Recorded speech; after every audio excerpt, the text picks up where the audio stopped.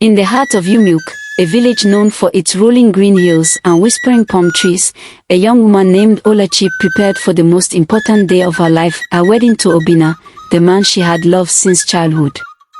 Their love had blossomed under the watchful eyes of elders, nurtured by stolen glances at the village stream and secret late-night conversations under the udole tree.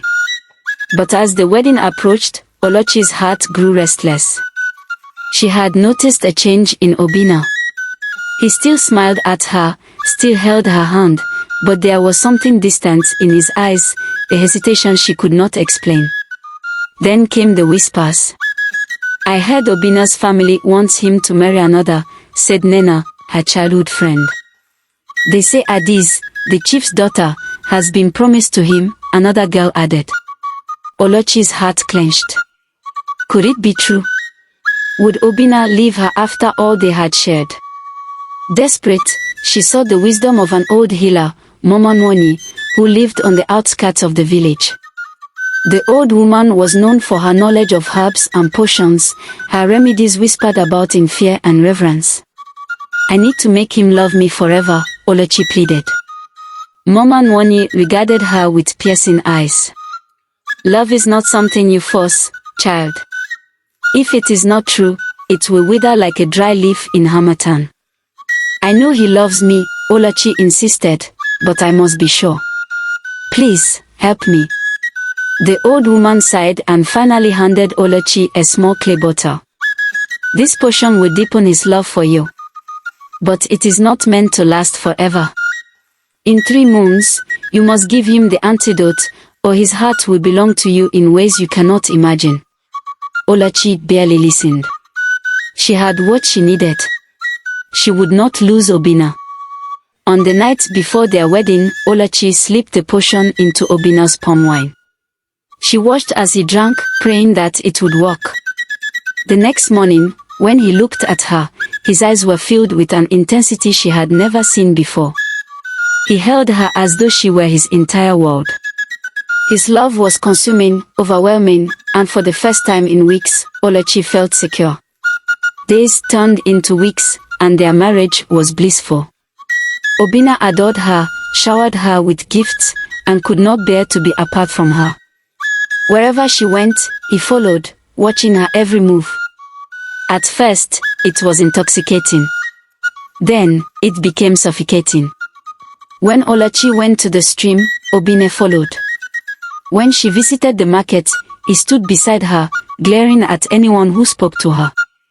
At night, he woke up just to stare at her, his hands gripping hers so tightly that she could not move.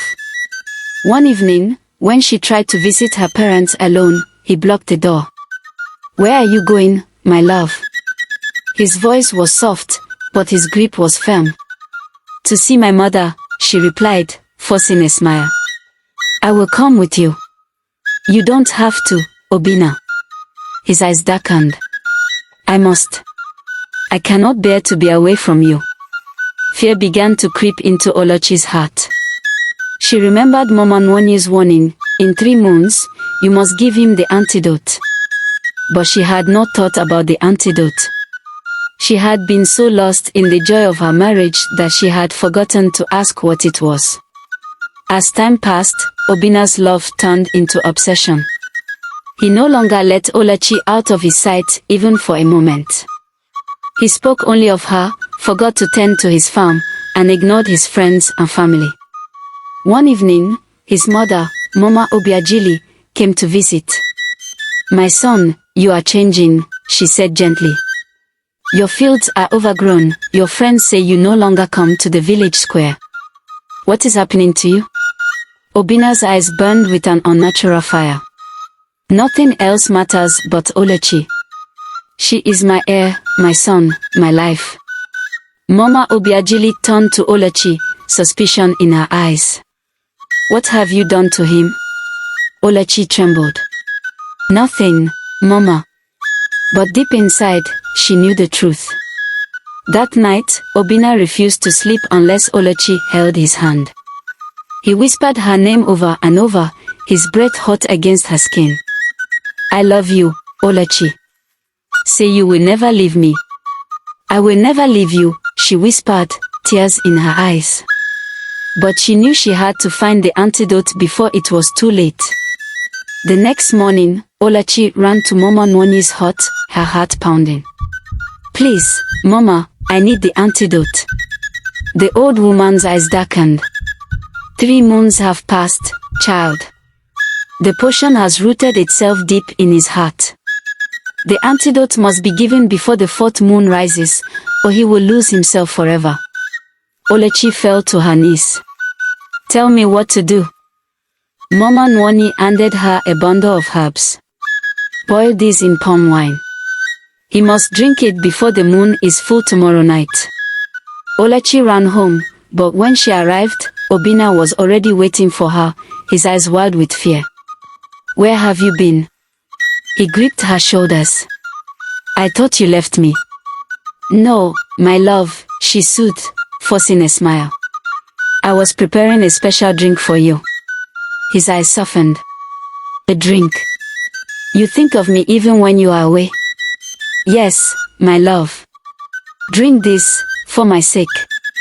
She handed him the cup, her hands shaking. But just as he lifted it to his lips, a loud knock sounded on the door. It was Adiz, the chief's daughter. Obinna, she called. The elders demand your presence. Obinna turned to Olachi, confusion in his eyes. Why are they calling me?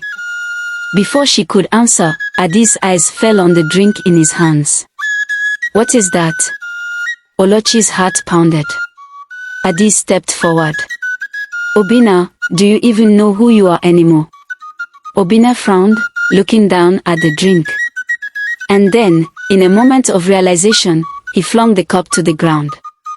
Olachi, what have you done to me? Obinna's mind began to unravel.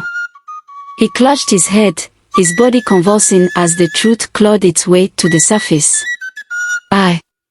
I loved you, but this is not love, is it? His voice was hoarse. Tears streamed down Olachi's face. I only wanted you to love me forever. He staggered back. You stole my will. You made me a prisoner in my own heart. Then, with a final cry, Obinna collapsed. His body trembled violently before going still. The elders rushed in, finding Olachi sobbing beside her husband's lifeless form. Mama Nwoni knelt beside him, feeling his pulse. He lives, she murmured. But his mind, it is lost. The potion had taken too deep a root. Without the antidote, Obinna's heart had been consumed by its own unnatural love. He would live, but as a man haunted by obsession and madness. Olachi paid the price for her desperation. She spent the rest of her days caring for Obinna, a man who loved her too much to let her go, yet too broken to truly be with her. And so, the villagers whispered her story as a warning: true love cannot be forced. For in trying to make love last forever, one may lose it entirely.